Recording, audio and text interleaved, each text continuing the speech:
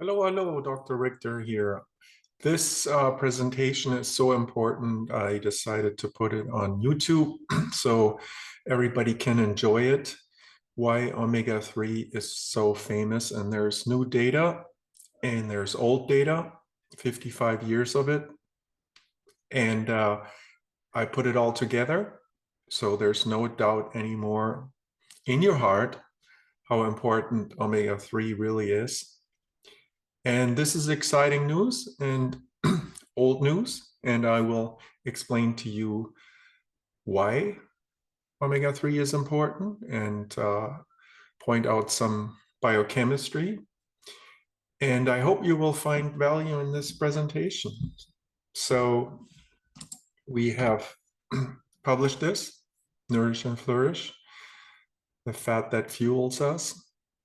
And it's a very nicely written book with Huckleberry Finn as a background story. So you can relate to it, and it's not purely scientific. My new book on stem cells also contains chapters on omega-3 and how they replenish your stem cells. Yes, recent study showed that omega-3 deficiency is related through all population groups, and it is robust and statistically significantly related to all disease, and especially cancer, metabolic syndrome, and cardiovascular disease. So that includes your heart muscle itself and arterial quality. I'll get to that and how that all works, but what you can see here that all relationships are above 1, statistically significant throughout all age groups, and body mass index, comorbidity. So no matter how sick you are already, whether you are physically active, and even smokers get a giant benefit comparing the highest to the lowest quartile of omega-3, which isn't a lot, as we know.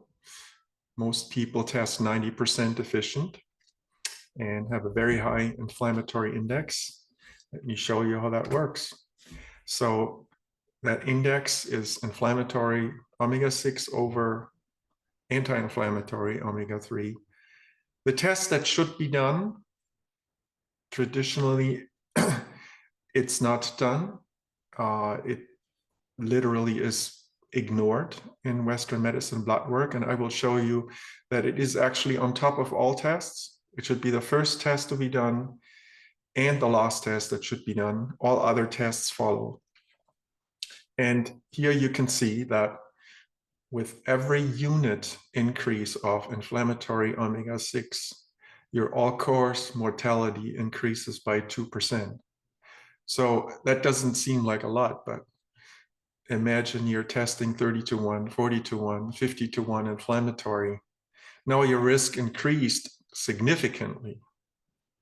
And on average, we have a 26% increase of higher mortality from the highest to the lowest quartile. And again, we don't really have good omega-3 tests to begin with in any population, but an average test of 30-1 versus an average decent test of 8-1 will give you a 26% higher likelihood of mortality. So they looked at the exact analysis of the data, and these graphs are, they look more complicated than they actually are, but this is a nonlinear analysis or spine cubic analysis. And by the way, down here you see your test result in a traffic light analysis as it is done with any other test. This is your inflammatory index 16-1, resulting from a very low omega-3 content of less than 2%. And only when omega-3 goes to 8%, 10%, this turns green, meaning this inflammatory index goes below 3-1. So most people test 20 to 1 in this area here, and you see that your risk of mortality goes up exponentially after 8% dip, sorry, 8 to 1 dip. So there's a analysis here that shows anybody above an index of 8 to 1, so which is pretty much everyone, unless you are already eating very well or you have some genetic disabilities, some genetic predisposition. Basically, you are in this exponential phase, and you will be in a very high all-cause mortality, cancer, and cardiovascular risk. Yeah, so that I thought was a very good new analysis. And actually, you can just look at overall genetic analysis. So you don't even look at, who's supplementing, who isn't, who's eating well, who are fish eaters. You just look at genetic markers, because some people make more EPA, make more omega-3 from alpha-linolenic acid. They have a better genetic predisposition. And if you compare those genes, 16 million of them, you will find out that this is, by the way, called a Mendelian randomization. And that is basically a genetic analysis purely, comparing high and low quartiles of omega-3 content. Yes, and then you will find out that this elevated level of omega-3 acid is guaranteed linked to metabolic syndrome, which means decreased risk of hypertension, diabetes, liver disease, dementia. They're all linked together. And by the way, mind-blowingly, arteriosclerosis and cholesterol have no correlation, which I will show you in a little bit. So stay tuned. Yeah, so what are the genes that were analyzed? These are your genes that convert omega-3 and inflammatory omega-6.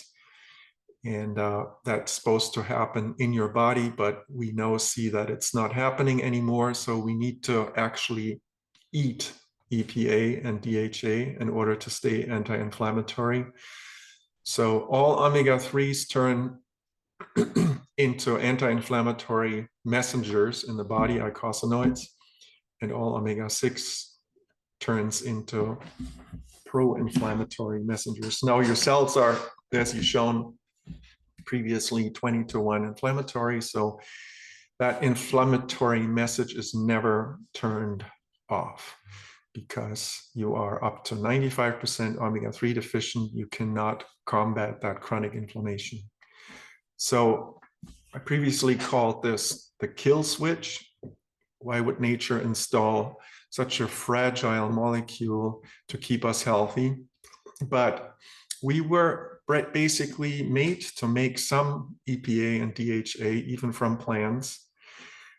And I just want to reiterate here that you will not get omega-3 from plants. All you can do is eat alpha-linolenic acid, ALA, which then has to be transformed into EPA, as I've shown previously here in this step here using desaturase enzymes. And that is no longer happening, and that's what we see in our tests. Despite of a 50-60% access of ALA, you are still 70% deficient in EPA, and you make almost no DHA from that either.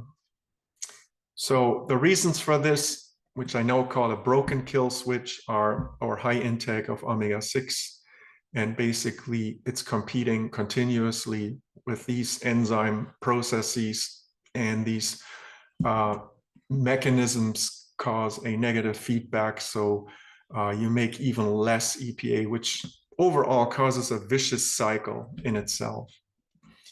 Yeah, so more than 55 years ago, our earliest studies show in the 1970s, Dr. Bang or Duberg, I'm sorry, my Danish isn't that good, they produced pioneering studies already, and they revealed that there's a low incidence of cardiovascular disease in Inuits because of their omega-3 rich diet from fish.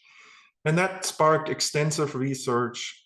And as you can see, in 2024, we keep publishing the same thing over and over, just more sophisticated. So basically what that research shows us is a very, very important number. 8% omega-3 in your membranes is necessary. That's when it gets interesting. That's when your inflammatory index goes below 3 to 1. That's when disease starts to disappear. And how do we know that? From Inuit studies, from all of those 3,800 publications. Every single one of them, if you look at this index, you will find out that disease disappears at this value. Yeah, I'll get to the details of that. But 1978 here, first publication from the Danish people. So this is nothing new. And it's definitely a shocking truth that in all of this time, almost 50 years, 55 years, nothing has changed. Yeah, so this is what that graph looked like in those early days. US has a very high incidence of heart attack, death rate, stroke included. And we have a very high omega-6 to 3 index. And in Greenland, Inuits, this is basically non-existent, linked to high omega-3, meaning a very low 6 to 3 index. And all the other tribes or populations are on a linear relationship in between. So in Canada and Japan, Anui. So that is definitely a one-to-one correlation of omega-3 deficiency, high omega-6, and heart disease. So this is all the stuff that omega-3 does. And it's an enormous list. It's not just about inflammation. I just wanted to point this out. So what does that mean? Omega-3 is mostly responsible for cardiovascular disease through its anti-inflammatory action. But big topic is lipid rafts, which play a role in nerves and brain function. Dementia, Alzheimer's, Parkinson's, you name it, these neurons can't function without these lipid rafts, without omega-3. Metabolic syndrome is what I mentioned already. Everything is linked, diabetes. And that is, you know, the name of the game if you want to stay ahead of the curve in your general health. And these can be measured with other tests too, topic for another seminar. Immunity, of course, is related to omega-3, all the cellular immune functions and the eicosanoid inflammatory markers, hormones, and it all starts with your digestion and gut health. And I will talk about leaky gut here in a little bit. So you can already see in 1978, this experiment, they removed polyunsaturated fatty acids and omega-3. And guess what? The cells can't divide. There's severe inhibition of cell growth. That's pretty much all you need to know. Your cells will die without it.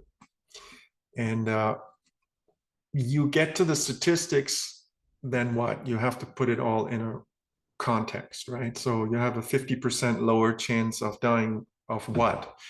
So heart disease is the #1 cause of dying. That's why this talk is so important. So 1 in 6 people die of basic heart disease, whether it's a heart attack or any other related CVD. And #2 is cancer. And that's why these studies were put together, because they are responsible for pretty much everything that we deal with later in life in our health. Interestingly, you know, these numbers keep getting bigger and bigger and bigger, but it's staggering. 680,000 deaths, 600,000 deaths. You know, diabetes doesn't kill you, but it definitely leads to severe complications in the end. So all of these things are in minor numbers compared to heart disease and cancer. So now you see the shocking summary of what actually happens when you don't have any omega-3. So most people test with less than 3% omega-3. So this isn't even on this graph.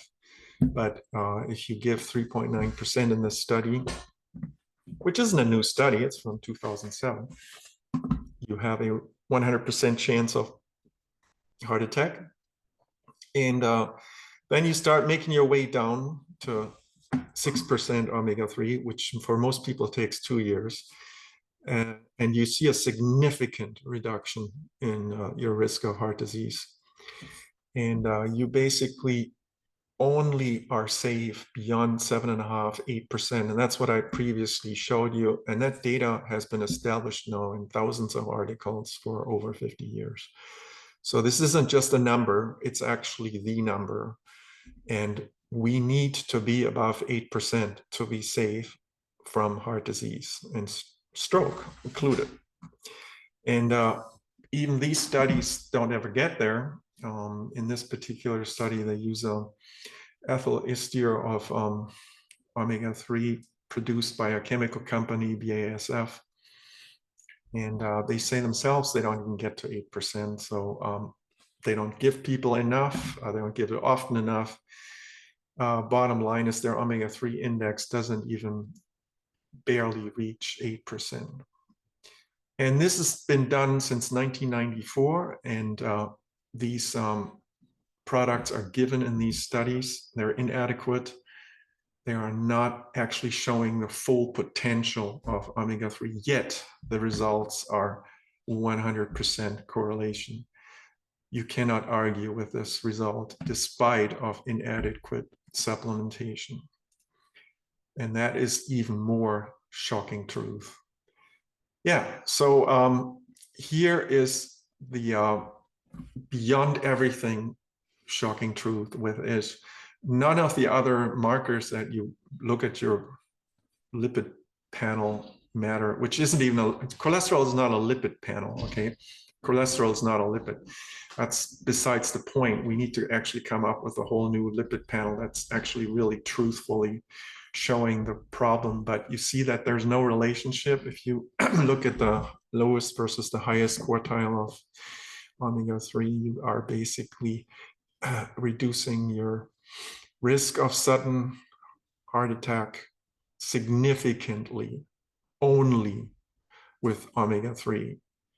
All the other stuff just follows. So CRP is an inflammatory protein marker, and it does get reduced, of course, because if you have higher omega-3, you're going to have less inflammation, less CRP, homocysteine the same, but none of the others really matter.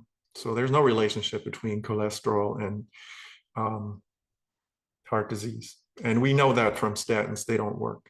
So basically, we have a situation here where we're testing for nonsense. And we even know that taking high amounts of cholesterol will give you much lower triglycerides, but that is not the cause. It is just coincidental. So I want to remind you, all the cells are packed with lipid membranes. All of these lines are membranes. There are massive amounts of membranes, not just on the outside of the cell, they're inside, responsible for everything: mitochondria, protein production, nucleus function, excretion, etc., etc.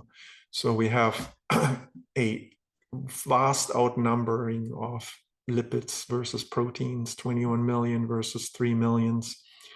Lipids are the life in your cell. Without lipids, nothing works.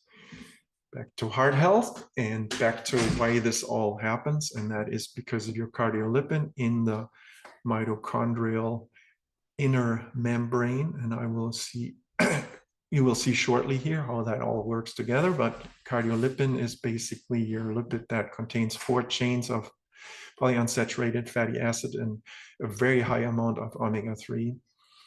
And my message here is that this cardiolipin is 100% necessary for your aerobic energy production, and it will always prefer omega-3. This is how this looks. So the inner mitochondrial membrane, so these are your nuclear power plants in your cell, right, making a vast amount of ATP compared to anaerobic glycolysis. And this is your oxidative chain here that actually does that using oxygen, the reverse of what plants are doing for us, is basically responsible for making ATP, and that happens in the inner mitochondrial membrane. And all of these proteins are extremely reliable. They extremely rely on cardiolipin and on omega-3. So yes, this is the ATPase, which actually makes the ATP, and you can see the cardiolipin bound to it in the membrane. These are the green molecules here, and here are your 4 chains, and many of them are omega-3. A fascinating protein that rotates and then produces ATP, your energy carrier, in the inner mitochondrial membrane. So in this experiment here, or study, they actually looked at what happens when you are doing proper omega-3. So people are at 0 here, right? Almost no omega-3, then you get 30-40% omega-3 in your diet. That's 22 versus 18 as omega-6.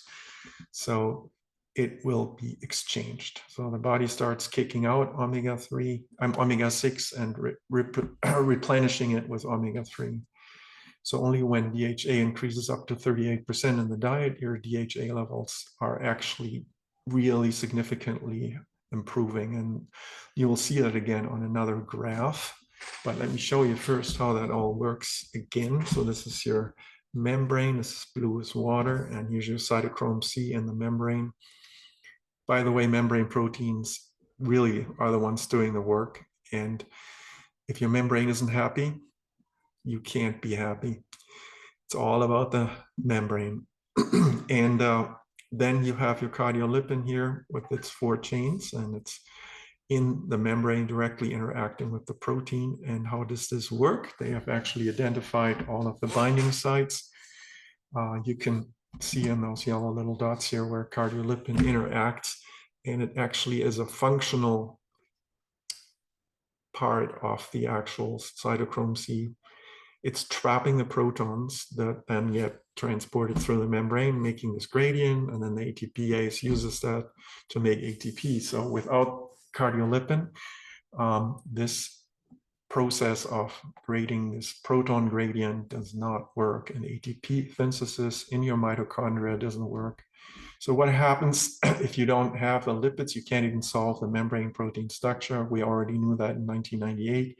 We had to build lipids into the electron density to actually solve the structure.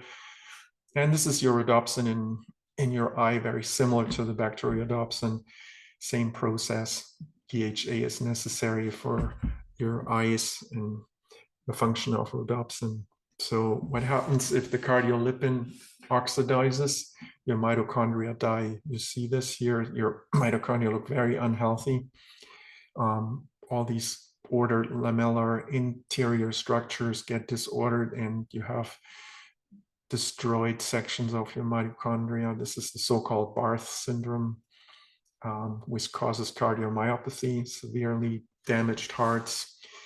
And without cardiolipin, your inner mitochondrial membrane literally dies. It kicks out the necessary proteins to make energy. And this is called ferroptosis, or basically apoptosis of your mitochondria, then lead to cell death. And in these kids, you see that the mitochondria are very swollen and there's much less cardiolipin. So you need that cardiolipin to basically be healthy. And to some degree, we all have this Barth syndrome if we are omega-3 deficient. Here you can clearly see how omega-6 gets kicked out. You know, this is your beginning situation with almost no omega-3, which then gets down to the same level as omega-3. And they want to be at a 1-to-1 level, meaning, you know, equal inflammation, anti-inflammation. So only with adequate supply of omega-3, you will get a healthy cardiolipin. And this doesn't just happen in the heart, but it's very important in the heart, but it also happens in the liver and in other organs. Yeah, so what about your arteries? Because it's not just about the heart muscle and mitochondria, it's about the general state quality of your arteries, and these have to be happy, right? So your coronary arteries in your heart are important. Of course, there's no doubt because they supply the heart muscle with oxygen, but it's more about the general state of your artery and cardiovascular system, even to the finest capillaries into your kidneys. This is the inside of your arteries, and it has a lining called glycocalyx. It is dying on the absence of omega-3. In this experiment, DHA was oxidized, and you can see in the green here how the cells are dying. And this is basically the beginning of leaky gut. So when you have no proper omega-3 to keep these fine hairs in the glycocalyx functional, it's literally shedding and leaving the epithelial cells in your arteries exposed, which are then causing the so-called leaky gut syndrome. That is basically when the tight junctions between your epithelial cells are opening, and all that inflammation now goes through and it turns systemic. So leaky gut turns into leaky joints, leaky ears, leaky teeth, and so on.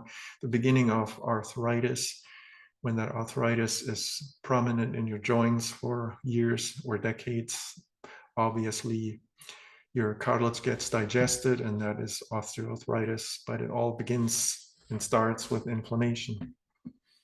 So yeah, you can see these lesions in the gut. That's why it's called leaky gut. So metabolic syndrome is basically all about the inflammasome, and it gets turned on by inflammatory omega-6. Again, 30-to-1 message of inflammation, constant message to the inflammasome to keep the inflammation up and up and up and up. So the omega-6 comes out of the membrane, docks to these receptors, and causes M1 macrophages to have a continuous inflammatory process. And that causes the plaques. It's basically a vicious cycle: less oxygen, more damage, more leaky gut, more inflammation, that all leads to hypertension, cardiovascular disease. So summary again here, the lining is very important, and it does get destroyed without omega-3. And that could be the reason for systemic cardiovascular disease and omega-3 relationship. So again, omega-3 does a lot of things, not just inflammation, but in this situation, it's all about the inflammasome. That's where it starts. US, very high. Greenland, very low, 1-to-1 relationship here. So cholesterol plays no role whatsoever. We need cholesterol. We make it in the liver. It's very important. If you don't eat fatty red meats, your liver makes it. At any given time, I calculated it's about 600 grams of cholesterol in an 80-kilogram male. Extremely important protein. Up to 40% of your dry mass in the cell is lipids, and 10% can be cholesterol. It's absolute bigotry to say we need to stop the production of cholesterol. Once you get below 180, 160, your mortality rate goes up 2.5 times. Obviously, if you have cholesterol 300, you have other comorbidities such as diabetes and so on, obesity, but a cholesterol level of about 200, 220, 240 is ideal. Cholesterol is a fascinating topic. It keeps the membrane actually stable at higher temperatures and lower temperatures. It's such a clever molecule, a topic on its own. But you do not want to restrict your cholesterol. And that's what these studies really show. So what really matters is triglycerides in your blood work, but again, it's not causative, it's just a sideshow. And we can reduce triglycerides down to the 30s with proper omega-3 supplementation. Nobody can do that. So again, everything follows, even your bad cholesterol, which is really just doesn't exist. It's coincidental. So